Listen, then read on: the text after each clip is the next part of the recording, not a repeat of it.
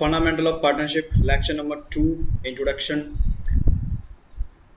आज हम जो लेक्चर नंबर 2 लेने जा रहे हैं उसमें हमारा टॉपिक होगा charge against profit, appropriation of profit और पार्टनर्स लॉ।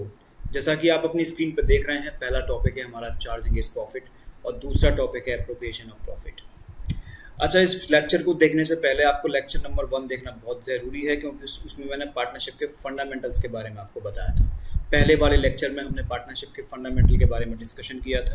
पार्टनरशिप क्या होती है, पार्टनरशिप डीड क्या होती है, डीड के कंटेंट्स क्या होते हैं, डीड के फ़ायदे क्या होते हैं, और इसके साथ साथ कुछ और प्रोविजंस थे जो हमने पिछली वाली वीडियो में डिस्कस किए थे, और उसके बेसिस पे आपको इलस्ट्रेशन 1 और 2 व क्वेश्चन 1 to 6 के तौर पर आपको होमवर्क दिया था। आज की हम वीडियो शुरू करने जा रहे हैं।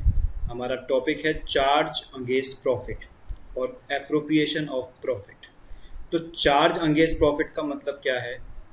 इसका मतलब है कंपल्सरी एक्सपेंसेस। क्या मतलब है इसका?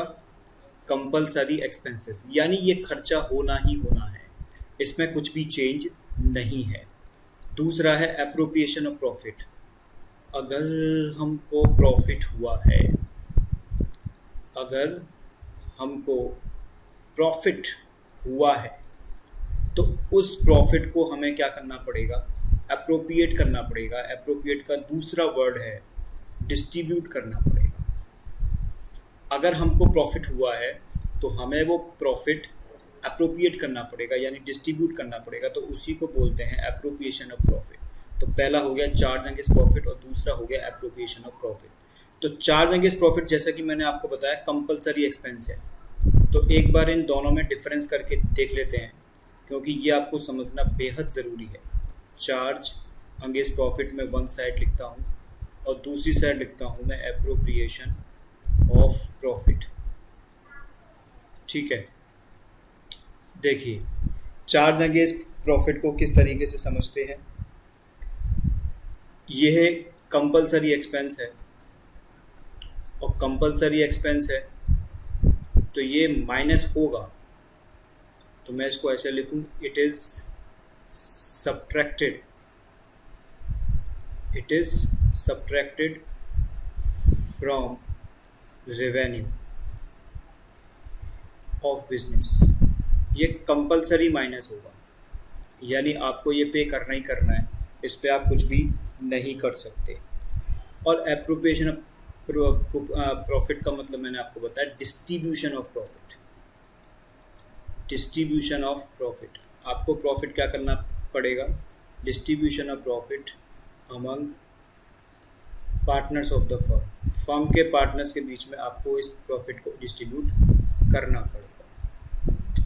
ठीक है, ये चार्ज अगेंस्ट प्रॉफिट कहाँ पर शो होता है और एप्रोप्रिएशन ऑफ प्रॉफिट कहाँ पर शो होता है। ठीक है, charge against profit show in, जैसा कि मैंने आपको बताया कंपलसरी एक्सपेंस है, तो सारे के सारे एक्सपेंस बिजनेस में कहाँ पर आते हैं?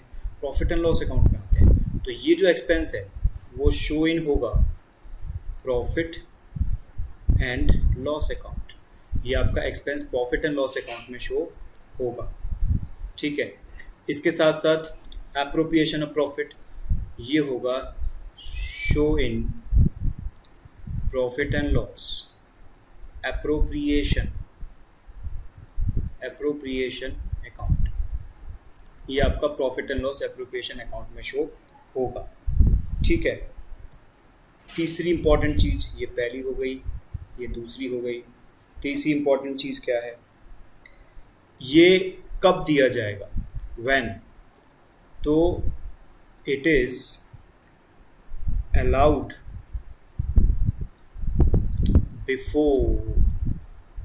Before appropriation of profit. Appropriation of profit यानी कि, अभी इसको समझने से पहले हम यहाँ भी डिफरेंस नोट कर लेते हैं। ये पहला डिफरेंस हो गया, ये दूसरा हो गया, अब तीसरा है it is appropriated, it is appropriated यानी कि डिस्ट्रीब्यूटेड। एप्रोप्रिएटेड का मतलब आप समझेंगे distributed after debiting all charges. All charges की बात कहूँ या मैं यहाँ पर कहूँ कंपलसरी चार्जेस, कैसे चार्जेस? कंपलसरी चार्जेस, यानी कि सारे के सारे एक्सपेंस को लेस करने के बाद ये एप्रोप्रिएशन आपका आएगा। ठीक है, तो चार्ज अगेंस्ट प्रॉफिट के अंदर क्या है? It is allowed before appropriation of profit. तो सबसे पहले हमारा बनता है profit and loss account, show in profit and loss account. Profit and loss account after just trading account बनाते हैं हम, आफ्टर जस्ट ट्रेडिंग अकाउंट। और प्रॉफिट एंड लॉस कब बनता है? Profit and loss appropriation after just profit and loss account. तो सारे के सारे कंपलसरी एक्सपेंस जो होते हैं वो प्रॉफिट एंड लॉस अकाउंट में आते हैं। और इसके बाद जब प्रॉफिट एंड लॉस अकाउंट का रिजल्ट आप देख सकते हो कि जब प्रॉफिट के तौर पर आता है, प्रॉफिट निकल के आता है, तो उस प्रॉफिट को फिर डिस्ट्रीब्यूट किया जाता है, जिसके लिए हम profit and loss appropriation account बनाते हैं। ठीक है, इसलिए इसको बोलते हैं एप्रोप्रिएशन ऑफ प्रॉफिट। तीसरा पॉइंट था it is allowed before appropriation of profit. जब profit and loss appropriation P&L account के बाद बनेगा, तो ये कि सारे के सारे जो एक्सपेंस होंगे वो एप्रोप्रिएशन से पहले ही तो अलाउ किए जाएंगे automatically. It is appropriated after debiting all compulsory charges. सारे के सारे चार्जेस को माइनस करने के बाद ये एप्रोप्रिएट हो जाता है। ठीक है, यानी कि profit and loss appropriation account तभी बनाया जाता है जब प्रॉफिट एंड लॉस के अंदर सारे के सारे जो कंपलसरी एक्सपेंस होते हैं उनको माइनस कर दिया जाता है। ठीक है, तो ये हमारी 3 पॉइंट क्लियर हो गए। अब कंपलसरी एक्सपेंस के कुछ एग्जांपल्स यहाँ पर दिए जो आपके पेपर में आ सकते हैं, एग्जाम में आ सकते हैं। पहला दिया है इंटरेस्ट ऑन पार्टनर्स लोन। अगर पार्टनर ने फर्म को कोई लोन दिया है तो वो लोन चार्ज अगेंस्ट प्रॉफिट होगा। चार्ज अगेंस्ट प्रॉफिट का मतलब ये हो गया अगर फर्म को प्रॉफिट हो या ना हो।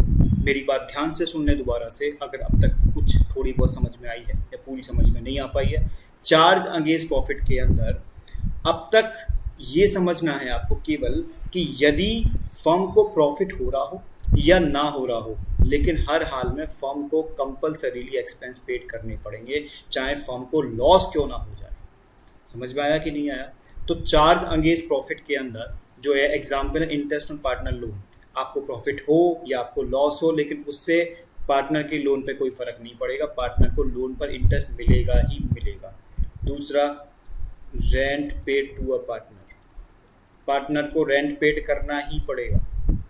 अगर पार्टनर की कोई प्रॉपर्टी का इस्तेमाल आप कर रहे हैं बिजनेस पर्पज़ के लिए और वो रेंटेड है, तो आपको उसको रेंट का पेमेंट करना ही पड़ेगा, rent paid to a partner. और तीसरा है मैनेजर कमीशन। तीसरा है मैनेजर कमीशन। मैनेजर कमीशन का मतलब ये हो गया कि मैनेजर एक एम्प्लॉय की तरह काम करता है फर्म के अंदर, तो वो एम्प्लॉय है, वो पार्टनर नहीं है, तो उसको सैलरी आपको देनी पड़ेगी। आपको उसके फर्म के प्रॉफिट से उसका कोई मतलब नहीं है। आपकी फर्म को लॉस हो चाहे प्रॉफिट हो, उससे मैनेजर को कोई मतलब नहीं, आपको उससे कमीशन देनी पड़ेगी। मैनेजर को कमीशन देनी पड़ेगी। मैनेजर को अगर आपने सैलरी पर रखा है तो उसे सैलरी भी देनी पड़ेगी।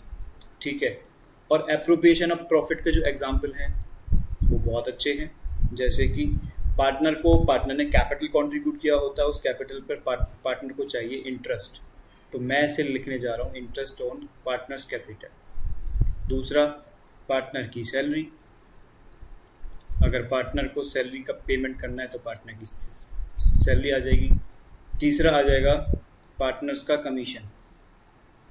पार्टनर को कमीशन पे करना है तो पार्टनर का कमीशन भी आ जाएगा इसके अंदर। तो interest on capital, partner salary, partners commission. तो इस तरीके से ये सब तभी डिस्ट्रीब्यूट हो पाएगा जब फर्म प्रॉफिट में होगी। When firms in profit condition. अगर फर्म प्रॉफिट कंडीशन में होगी तभी तो पार्टनर ये सारी चीज़ें एंजॉय कर सकते हैं, otherwise partner can't enjoy anything from it. Clear to all of you? तो चार्ज अगेंस्ट प्रॉफिट और एप्रोप्रिएशन ऑफ प्रॉफिट को नटशेल में मैं कहूँ, ट्रेडिंग अकाउंट के बाद प्रॉफिट एंड लॉस अकाउंट जब हम बनाते हैं तो उसमें सारे कंपलसरी एक्सपेंडिचर हम चार्ज अगेंस्ट प्रॉफिट के अंदर प्रॉफिट एंड लॉस अकाउंट में डालते हैं।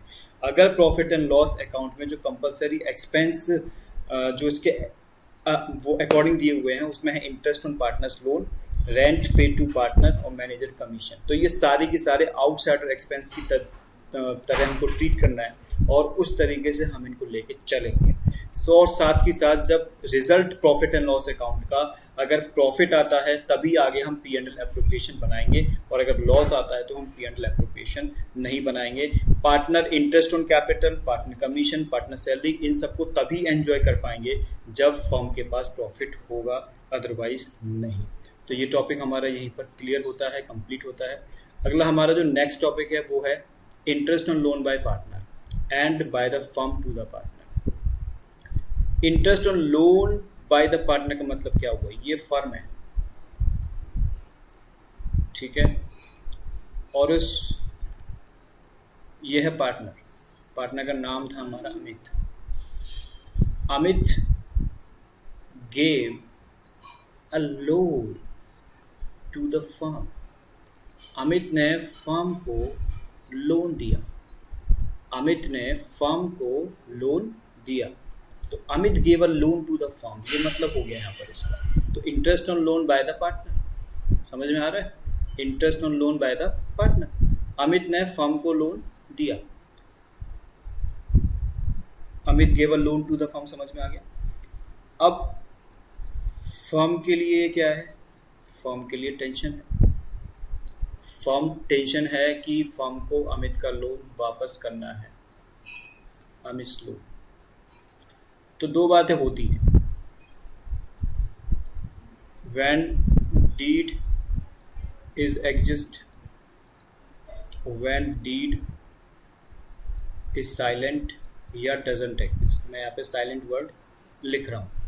अगर डीड एग्जिस्ट है तो डीड में जो भी एग्रीड शेयर होगा, एग्रीड परसेंटेज होगा, वही पेड होगा लोन पर, ठीक है। अगर डीड साइलेंट है तो वहाँ पर पार्टनरशिप एक्ट 1932 के प्रोविज़न लग जाएंगे, यानी कि वहाँ पर आपको 6% पर एनम के हिसाब से इंटरेस्ट ऑन लोन का कंपलसरी पेमेंट करना पड़ेगा। कंपलसरी पेमेंट करना पड़ेगा। हालांकि कंपलसरी पेमेंट यहाँ भी है, लेकिन अगर डीड में मान लो 8% लिखा हुआ है और डीड एग्जिस्ट है तो हम 8% के हिसाब से ही इंटरेस्ट पर, लोन पर इंटरेस्ट का पेमेंट करेंगे, ठीक है।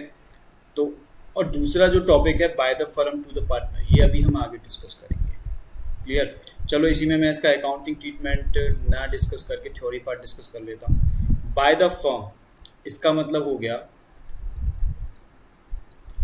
फर्म ने पार्टनर को लोन दिया है। यहाँ पर क्या हो गया? फर्म ने पार्टनर को लोन दिया है। तो अगर फर्म ने पार्टनर को लोन दिया है तो इसका हम क्या समझ सकते हैं? फर्म के लिए ये एसेट हो गई। यहाँ समझिए, ये फर्म के लिए हो गई एसेट। एक तरीके से हो गया इन्वेस्टमेंट कि पार्टनर को लोन दिया है तो अब उस पर इंटरेस्ट मिलेगी। जब पार्टनर को लोन दिया तो इंटरेस्ट मिलेगी, और कब मिलेगी? If it is written in deed. अगर डीड में लिखा होगा तभी इंटरेस्ट मिलेगी, अदरवाइज का मतलब अगर डीड साइलेंट है, डीड में इस बारे में कुछ भी नहीं लिखा है, तो no interest firm can recover from partner. तो उस केस में फर्म पार्टनर से कोई इंटरेस्ट रिकवर नहीं कर सकती है, ठीक है। अगर ये एसेट्स है और एसेट्स में एक तरीके से लोन दिया है तो इन्वेस्टमेंट हो गया, इंटरेस्ट मिलेगी, और वो इंटरेस्ट अगर डीड में लिखी हुई है तो अलाउ हो जाएगी। अगर डीड में नहीं लिखी है तो वो अलाउ नहीं होगी किसी भी कीमत पर, ठीक है।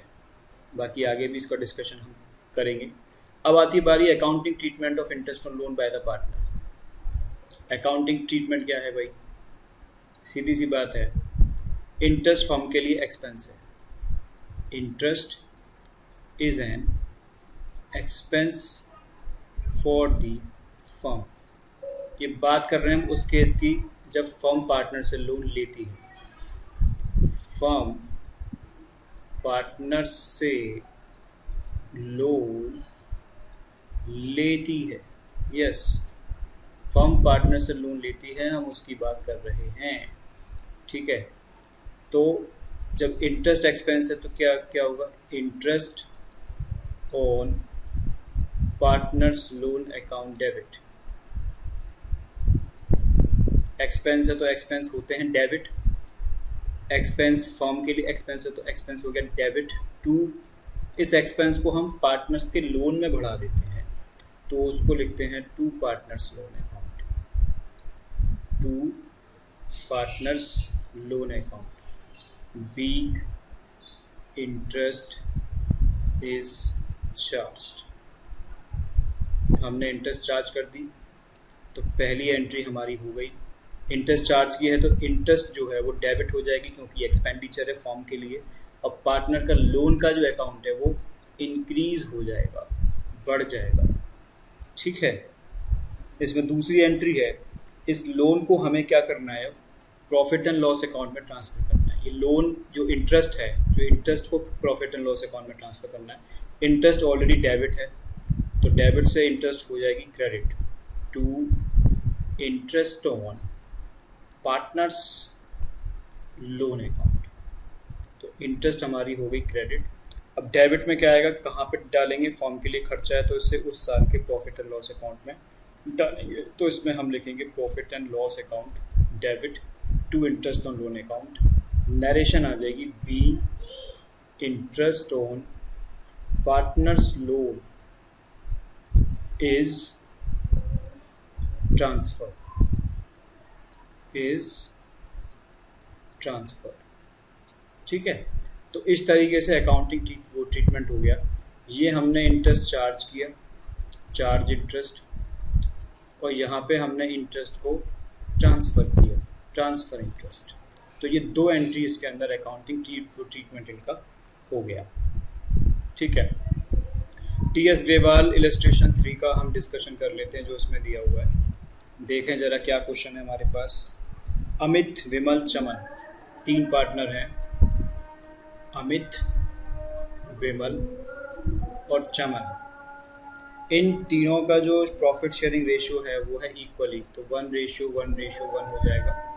इसके साथ साथ अमित और चमन ने लोन दिया है, गेव लोन, अमित ने और चमन ने gave loan to the firm, इसने नहीं दिया। कितना कितना दिया है, अच्छा ये जो लोन दिया है ये 1 अक्टूबर को दिया है। कितना कितना दिया है, 1 लाख और 1,50,000। इसका 1 लाख है और इसका 1,50,000, ठीक है, अच्छी बात है। It is agreed that interest 9% per annum, agreed है कि इंटरेस्ट एग्रीड है कि 9% पर एनम मिलेगा, यानी डीड एग्जिस्ट कर रही होगी इसका मतलब, ठीक है। Will be paid on loan, books of account of firm are closed on 31 March every year. Books of account of the firm closed on 31 March every year. हर एक साल में बुक्स ऑफ अकाउंट 31 मार्च को क्लोज किए जाते हैं, ठीक है। उसके बाद आपको interest on loan is yet to be paid, अभी पेड होना, पे नहीं किया, 31 मार्च 2020 को। अब आपको इसकी एंट्री पास करनी है, तो चलिए इसकी एंट्री पास कर लेते हैं हम लोग, ठीक है। एक बात देखिए, फर्म की बुक्स में जनरल एंट्री होगी तो हेडिंग जनरल एंट्रीज। जो लोन लेने की डेट है वो है 1 अक्टूबर 2019। तो डेट में हम लिखेंगे 1 अक्टूबर 2019। इस डेट पर हमने लोन लिया है, तो लोन लिया है तो फर्म के पास पैसा आएगा, बैंक बैलेंस इंक्रीज होगा। तो फर्म, जब बैंक इंक्रीज होता है तो बैंक अकाउंट डेबिट होता है, तो फर्म करेगी बैंक अकाउंट डेबिट। क्या करेगी firm, bank account debit to, partner का नाम है वो पहले का Amit, to Amit's loan account और टू चमन्स लोन अकाउंट। इन लोगों से लोन लिया है, अभी हमने उसकी एंट्री की है तो अमित से लोन लिया है 1 लाख रुपए का और चमन से लोन लिया है 1,50,000 का. Total amount will become 2,50,000. Being loan have been loans have been taken. Loans have been taken. Clear होगी पहली एंट्री. अब उसके बाद हमें इंटरेस्ट चार्ज करनी है. देखो इंटरेस्ट कब चार्ज होगी. इंटरेस्ट चार्ज होने की डेट है, बुक्स ऑफ अकाउंट हमारे क्लोज हो रहे हैं 31 मार्च को. तो इंटरेस्ट चार्ज हम करेंगे येट टू बी पेड है, पेड नहीं किया है. Yet to be paid on 31 March 2020. तो 31 मार्च 2020 को इंटरेस्ट चार्ज होगी. तो एक बात बताओ, 1 अक्टूबर 2019 से लेकर के 31 मार्च 20 तक कितने मंथ हो गए. 6 मंथ हो गए. हिसाब लगा लेना. 1 अक्टूबर से लेकर के और 31 मार्च तक कितने महीने हो जाएंगे. 6 महीने हो जाएंगे. तो 6 महीने का इंटरेस्ट हम चार्ज करेंगे. अब अगली जो एंट्री होगी वो इंटरेस्ट चार्ज करने की होगी. तो इंटरेस्ट फॉर्म के लिए एक्सपेंस है, तो इंटरेस्ट चार्ज करने की होगी इंटरेस्ट ऑन लोन या interest on partners loan account debit.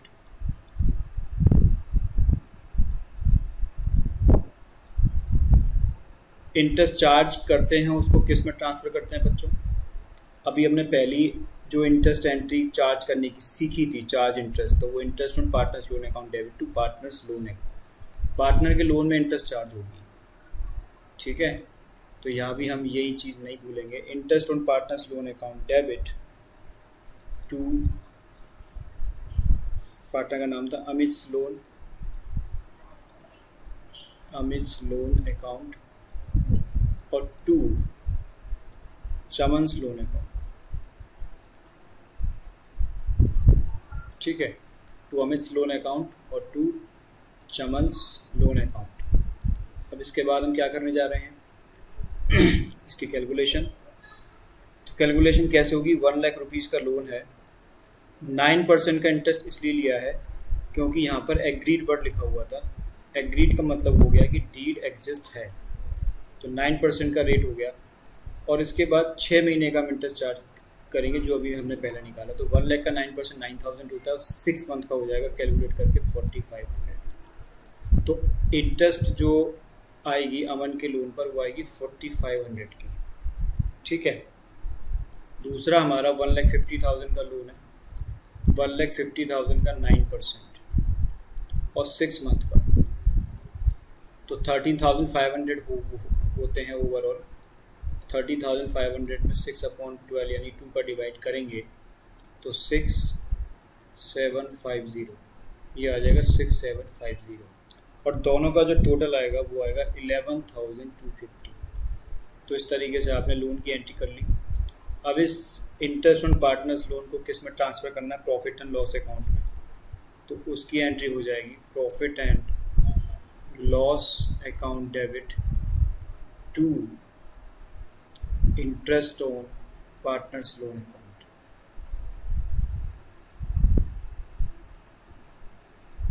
और ये अमाउंट आएगा 11,250. कंप्लीट हो गया ये इलस्ट्रेशन आपका. इसमें एंट्री की मदद से हम लेजर भी बना सकते हैं. लेजर आप देख लीजिए. पहला है अमित्स लोन अकाउंट और दूसरा आएगा चमन्स लोन अकाउंट. ठीक है. लेजर में वही सारे जो होते हैं डेट, पर्टिकुलर्स, अमाउंट, फिर डेट, पर्टिकुलर्स, अमाउंट. मैं आपको अमित का बना के दिखा दे रहा हूँ, चमन का आप खुद बना लेंगे नहीं तो वीडियो काफ़ी लंबी जा रही है. Date, particulars, amount, date, particulars, amount. तो यहाँ पर पहली जो एंट्री थी हमारी पार्टनर के लोन लेने की थी 1 अक्टूबर 2019 को. अमित लोन यहाँ पे क्रेडिट हो रहा है. वजह क्या है, बैंक. अमित लोन क्या हो रहा है, क्रेडिट. किसकी वजह से, बैंक की वजह से. तो हम क्या करेंगे, हम लिखेंगे अमित के लोन में क्रेडिट साइड ये है, by bank, date year 2019, 1 October, loan का अमाउंट 1,00,000 रुपये।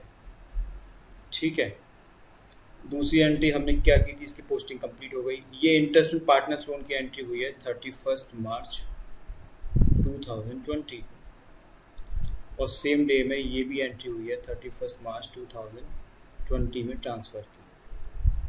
अब इसमें अमित लोन फिर से क्रेडिट है। वजह क्या है, इंटरेस्ट ऑन पार्टनर्स लोन। तो अमित के लोन को फिर से हमें क्रेडिट करना है bye interest on partners loan account के नाम से। और इंटरेस्ट ऑन पार्टनर्स लोन में जितना अमाउंट जा रहा है वो नहीं आएगा, अमित के लोन में जो अमाउंट है सिर्फ वो आएगा, 4,500 आएगा, तो 4,500 ये हो जाएगा। तो इस तरीके से इसका बैलेंस निकल के आ जाएगा, टू बैलेंस CD। किस डेट यहाँ पे मैंने मेंशन करूँगा, 2020 31 मार्च, यहाँ भी 2020 31 मार्च, टू बैलेंस CD ये आ जाएगा 1,04,500 और 1,45,500। इस तरीके से अमित का लोन अकाउंट हमने कंप्लीट कर लिया है। सेम आपको चमन का लोन अकाउंट बनाना है, कोई प्रॉब्लम हो तो आप मुझसे पूछ सकते हैं। मैं नेक्स्ट क्वेश्चन पे जा रहा हूँ इसमें, और अगला जो हमारा इलस्ट्रेशन 4 है, उसमें इलस्ट्रेशन 4 को कराने से पहले मैं कुछ चीज़ें बता दूँ। पहले भी बताया था, इंटरेस्ट ऑन पार्टनर्स लोन। ये जो इंटरेस्ट ऑन पार्टनर्स लोन है ये कंपलसरी एक्सपेंस है। कंपलसरी एक्सपेंस का मतलब हो गया, even in case of insufficient profit और लॉस, या तो इनसफिशिएंट प्रॉफिट हो या लॉस हो टू द फर्म के लिए, अगर फर्म को प्रॉफिट कम हो रहा है, प्रॉफिट कम है, इनसफिशिएंट है, या फर्म को नुकसान हो रहा है, लॉस हो रहा है, फिर भी पार्टनर को इंटरेस्ट ऑन लोन का पेमेंट किया जाए। इंटरेस्ट ऑन लोन का पेमेंट होना ही है, यानी करना ही पड़ेगा। इसमें कोई भी दिक्कत नहीं होनी चाहिए। ये कंपलसरी एक्सपेंस है, ये आपको पेड करने पड़ेगा। तो इस क्वेश्चन में 3 केस है। देखो, फर्म ने अखिल और भारत पार्टनर्स हैं 2:3, और मैं इसको पहले एक्सप्लेन कर देता हूँ क्वेश्चन को। अखिल और दूसरा है भारत, ये 2 पार्टनर हैं, इनका रेशियो है 2:3। ठीक है, कैपिटल है 2 लाख 1 लाख। इसके बाद 1 अक्टूबर 19 अखिल भारत गेव लोन। 1 अक्टूबर 19 अखिल ने लोन दिया है 4 लाख रुपए का, भारत ने लोन दिया है 2 लाख रुपए का। लोन गेव टू फर्म को लोन दिया है। ठीक है, there is no agreement as to payment of interest on loan. No deed, no agreement मतलब नो डीड। जब कोई डीड नहीं होती तो 6% पर एनम के हिसाब से हम इंटरेस्ट का पेमेंट करते हैं, वही करना है हमें। Determine the amount of profit and loss for the year and 31 March 2020। अब हमको अमाउंट बताना है प्रॉफिट एंड लॉस का। हमारे पास 3 केस है। सबसे पहले मैं इनकी कैलकुलेशन करूँ किस चीज़ की, इंटरेस्ट ऑन लोन कितना आएगा इनका निकल के। देखो भाई, पहला लोन है 4 लाख रुपए का, 4 लाख का 6% और 6 महीने का इंटरेस्ट। 6 महीने का कैसे निकाला, 1 अक्टूबर से लेकर के और 31 मार्च तक का इंटरेस्ट, ये 6 महीने हो गए, वही जो पुराने वाले क्वेश्चन में अभी हमने पढ़ा था। ठीक है, तो 4 6 24 का आधा 12,000 का ये आ जाएगा इंटरेस्ट ऑन लोन। किसका? अखिल का। ठीक है, मैंने एच लगाना भूल गया हूँ, एच आई एल। फिर दूसरा जो लोन है हमारा, उसका अमाउंट है इसमें 2 लाख रुपए का अमाउंट है, यस यहाँ पर। तो 2 लाख का 6% और 6 मंथ का, तो ये हो जाएगा 6000 भरत का। ठीक है, तो भरत का 6000 हो गया। टोटल इंटरेस्ट हो गया, अगर मैं इनका टोटल कर दूँ तो 18000 हो गया। कितना हुआ? 18000 हो गया टोटल इंटरेस्ट। ठीक, अब देखिए हमारे पास एक्सपेंस हमें करना है 18000 रुपये, और हमारे पास 3 केस है। पहले केस में हमारे पास है प्रॉफिट 25000, प्रॉफिट अमाउंट, ठीक है।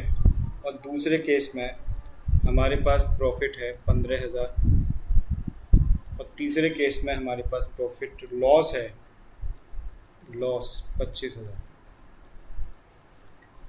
ये प्रॉफिट 25000, ये प्रॉफिट 15000 और ये लॉस है 25000। ठीक है, देखिए 25000 का प्रॉफिट है तो हम इजीली 18000 का पेड कर सकते हैं इंटरेस्ट ऑन लोन। ठीक है, तो रिमेनिंग प्रॉफिट हमारे पास कितना बचेगा? रिमेनिंग प्रॉफिट हमारे पास बचेगा 25,000 माइनस 18,000, तो ये आ जाएगा 7,000 का P&L एप्रोप्रिएशन हम इससे बना सकते हैं। ठीक है, और उसके बाद जब ये कंप्लीट हो जाएगा उस 7,000 के प्रॉफिट को हम 2:3 में डिस्ट्रीब्यूट कर देंगे पार्टनर्स में। अब यहाँ पर 15,000 का प्रॉफिट है, हमें खर्च करने 18,000, लेकिन प्रॉफिट हमारे पास 15,000 है, तो 3,000 का लॉस जो होगा वो बियर्ड बाई पार्टनर, यानी पार्टनर को बियर करना पड़ेगा 3,000 का लॉस 2:3 में। ये 3,000 का लॉस बियर करना पड़ेगा पार्टनर को, क्योंकि मैंने आपको बताया कि कंपलसरी एक्सपेंस है तो ये तो आपको देना ही पड़ेगा। अब यहाँ पर 25,000 का लॉस ऑलरेडी है, 18,000 का खर्चा भी और करना है, किसका?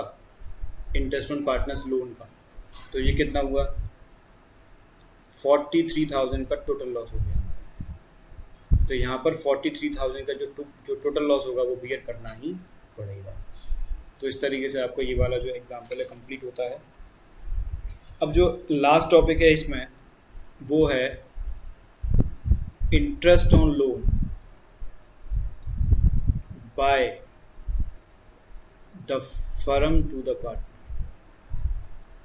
इसके बारे में मैंने आपको थोड़ी सी हिंट दी थी पहले। फर्म ने पार्टनर को लोन दिया है, तो ये हो गई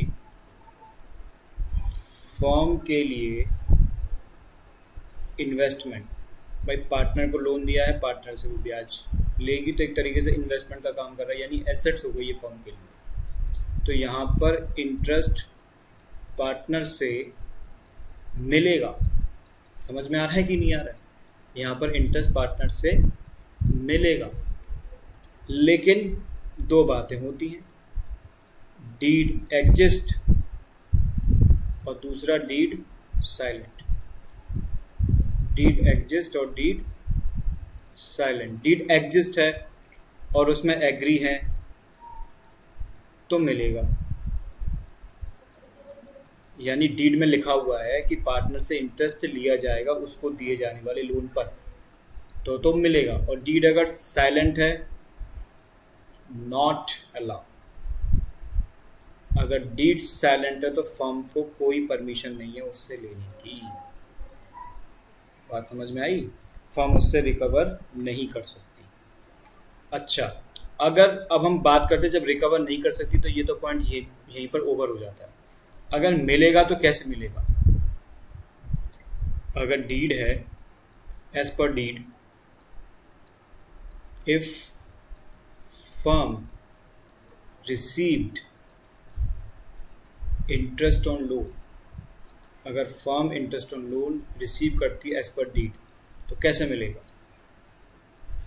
ठीक है, कैसे मिलेगा वो देख लेते हैं हम।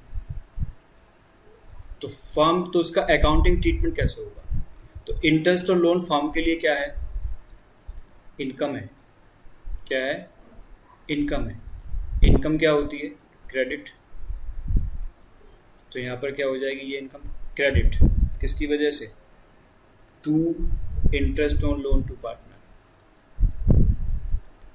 To interest on loan to partner, यानी पार्टनर को जो लोन दिया है उस पे इंटरेस्ट हमारी फर्म की इनकम हो गई। डेबिट क्या होगा? पार्टनर से कैश नहीं लेंगे, पार्टनर से कैश नहीं लेंगे, पार्टनर की कैपिटल को कम कर देंगे।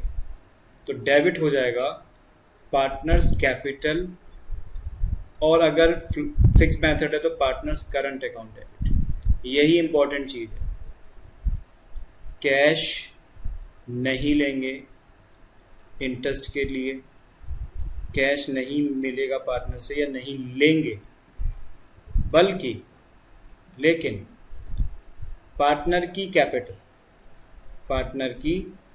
कैपिटल को कम कर देंगे, कम कर देंगे। ठीक है, तो कम कर देंगे तो कैपिटल हमारी डेबिट हो जाएगी। कम करने का रीज़न क्या है? कम करने का रीज़न सिर्फ यही है कि फर्म के लिए जो टेंशन थी वो थोड़ी कम हो जाएगी, क्योंकि अब उससे कुछ पैसा मिल रहा है। ठीक है, तो ये एक एंट्री हो गई। और दूसरी एंट्री में इस इनकम को फर्म अपनी इनकम बना लेगी, to profit and loss account में ट्रांसफ़र करके ये डेबिट हो जाएगी। Interest on loan to partner, interest on loan to partner account debit to profit and loss account. तो ये इनकम हमारी वहाँ पर क्रेडिट हो जाएगी। तो इस तरीके से ये पॉइंट हमारा कंप्लीट हो गया। अगला इसमें पॉइंट दिया है रेंट पेड, रेंट पेड और पेबल टू पार्टनर। तो मैंने आपको इसमें यही बताया था, ये भी कंपलसरी एक्सपेंस है। फर्म को इवन लॉस हो रहा हो तो भी पेड करना पड़ेगा। ठीक है, तो भी पेड करना पड़ेगा। ये कंपलसरी एक्सपेंस है, मैं इसके बारे में यही कहूँगा, क्योंकि अगला जो इलस्ट्रेशन है वो उसी पर ही बेस्ड है। मैं सीधे इलस्ट्रेशन को डिस्कस कर लेता हूँ। अमृत इलस्ट्रेशन नंबर है इसमें 5। अमृत और बिमल, मुझे लग रहा है इनको अमृत और बिमल बहुत पसंद है। ये दो पार्टनर हैं, इनका रेशियो है 1:1। ठीक है, Bimal has given the property on rent from to the firm 1 April 2019। Vimal की कोई एक पर्सनल प्रॉपर्टी थी, वो पर्सनल प्रॉपर्टी उसने ऑन रेंट किराए पर दी और उसका रेंट था 5000 पर मंथ। 5000 पर मंथ उसका रेंट था। The firm paid the rent from 1 April 19 to February. वाह, अप्रैल को दी थी, अप्रैल टू मार्च पूरा ईयर होता है, 1 अप्रैल से लेकर के 31 मार्च, तो ये हो गए 12 महीने। लेकिन हुआ क्या, अप्रैल से लेकर के और फरवरी तक, यानी 11 मंथ्स तक रेंट मिला है, 11 मंथ्स रेंट पेड। बाकी का मार्च के महीने का क्या होगा, मार्च के महीने का रेंट यानी 1 मंथ रेंट, ये paid, not yet to be paid, not yet to be paid, paid नहीं हुआ है। तो ये किस में चला जाएगा, आउटस्टैंडिंग में चला जाएगा या पेबल के नाम से आ जाएगा। ठीक है, तो इसमें जो एंट्री की है तो इसी में 1 मार्च को इशू करना है cheque, rent for the month of March was still payable, आपको जनरल एंट्री पास करनी है। तो इस केस में आप कैसे एंट्री पास कर सकते हैं, पहली एंट्री होगी rent account debit to bank, कितने रुपए रेंट पे किया है उसने, तो rent account debit to bank 55,000, 11 महीने का रेंट पे हुआ इसलिए, तो उससे एंट्री हो जाएगी। मैं इसको इस तरीके से नोट कर सकता हूँ, पहली entry rent account debit, total rent है 60,000, 5,000 पर मंथ के हिसाब से लगाओ 12 महीने का, जिसमें से पे कितना किया है टू बैंक अकाउंट 55,000, बाकी का क्या है पेबल है, आउटस्टैंडिंग है, रेंट आउटस्टैंडिंग या रेंट पेबल अकाउंट, वो कितना आया 5,000। ठीक है, और फिर इस रेंट को कहाँ पे ट्रांसफ़र करना है हमें, ये रेंट फर्म के लिए एक्सपेंस है, expense profit and loss account में ट्रांसफ़र हो जाएंगे। तो profit and loss account debit to rent account, ये हो गया 60,000 और 60,000। तो ये जनरल एंट्री आपको समझ में आ गई होगी, 11th क्लास के बेसिस पर ही है। और लास्ट इसमें पॉइंट दिया है मैनेजर कमीशन। भाई मैनेजर कमीशन भी किस में आता है? कंपलसरी एक्सपेंस में आता है। किस में आता है? कंपलसरी एक्सपेंस में आता है। मैं आपको लास्ट में एक चीज़ बताऊंगा, प्रॉफिट एंड लॉस अकाउंट हम बनाएंगे तो उसमें सारे कंपलसरी एक्सपेंस डालेंगे, चाहे इसमें to interest on partners loan हो वो भी इसमें आएगा, ठीक है, रेंट पे करना हो, रेंट टू पार्टनर, वो भी इसमें आएगा, और अगर मैनेजर का कमीशन हो तो वो भी इसमें आएगा, टू मैनेजर कमीशन, ठीक है, टू मैनेजर कमीशन। तो इन तीनों के लिए प्रॉफिट एंड लॉस अकाउंट बनाना है, और profit and loss account her compulsory expense के लिए बनाना है, हर कंपलसरी एक्सपेंस के लिए बनाना है। तो ये था आपका लेक्चर 2 जो कि अब फिनिश होता है, और मैं आपसे उम्मीद करूँगा कि इस लॉकडाउन में अपने दोस्तों की भी मदद कीजिए। मैं इन वीडियो लेक्चर्स के थ्रू आपको पूरा सिलेबस ईजिली करा दूंगा। हमारा ऐप डाउनलोड कीजिए, इस सिलेबस में आपको टाइम टू टाइम वीडियोस मिलेंगी, और अपने बोर्ड एग्ज़ाम की तैयारी इस लॉकडाउन के डेज में भी बहुत अच्छे से करिए। मैं हर कॉन्सेप्ट को ईजिली आपके सामने एक्सप्लेन करूंगा, और कोई भी क्वेरी होगी आपको तो आप मुझसे पूछ सकते हैं। ये मेरा लेक्चर 2 है। इसी तरीके से आपको आगे के जो लेक्चर्स है वो मिलते रहेंगे। अपने फ्रेंड्स को बताइए, दोस्तों को बताइए, इस इन्फॉर्मेशन को जितना हो सके शेयर कीजिए, और उम्मीद करता हूँ आप स्वस्थ रहिए, खुश रहिए, और नेक्स्ट लेक्चर नंबर 3 में फिर मिलेंगे। तब तक के लिए नमस्कार।